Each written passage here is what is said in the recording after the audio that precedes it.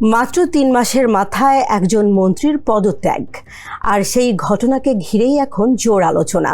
সরকার কি বড় ধরনের মন্ত্রিসভা পুনর্গঠনের পথে হাঁটছে?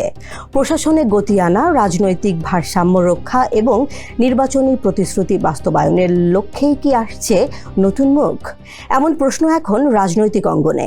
সরকারের একাধিক সূত্র বলছে, খুব শিগগিরই মন্ত্রিসভায় নতুন কয়েকজন সদস্য যুক্ত হতে পারেন।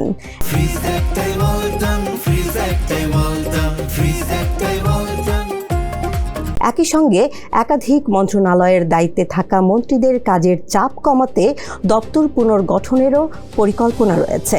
আলোচনায় রয়েছে নারায়ণগঞ্জের এক তরুণ এমপি, যিনি প্রধানমন্ত্রীর ঘনিষ্ঠ হিসেবে পরিচিত।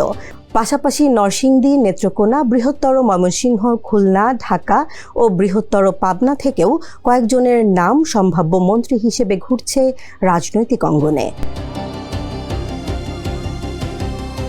এই আলোচনা আরও জোরালো হয়েছে পার্বত্য চট্টগ্রাম বিষয়ক মন্ত্রী দীপেন দেওয়ানের পদত্যাগকে কেন্দ্র করে। সোমবার তিনি প্রধানমন্ত্রীর কাছে পদত্যাগপত্র জমা দেন। সরকারি ব্যাখ্যায় অসুস্থতার কথা বলা হলেও বিষয়টি নিয়ে তৈরি হয়েছে নানা প্রশ্ন। কারণ দায়িত্ব গ্রহণের অল্প সময়ের মধ্যেই একজন মন্ত্রীর বিদায় রাজনৈতিক মহলে বিশেষ গুরুত্ব পাচ্ছে।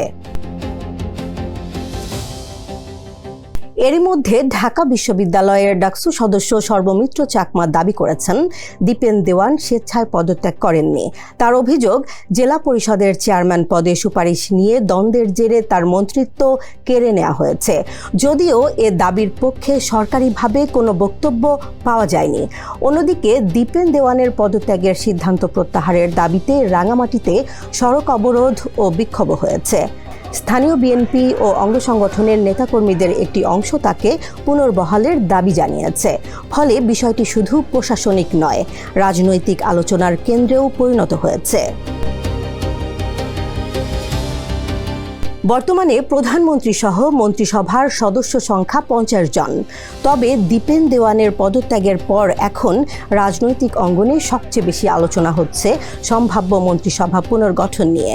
তার শূন্যস্থান কে পূরণ করবেন, নতুন করে কারা মন্ত্রিসভায় জায়গা পাবেন এবং দপ্তর পুনর্বণ্টনের মাধ্যমে সরকারের নীতি নির্ধারণে কী ধরনের পরিবর্তন আসবে, সেই প্রশ্নগুলোর উত্তর খুঁজছেন অনেকেই।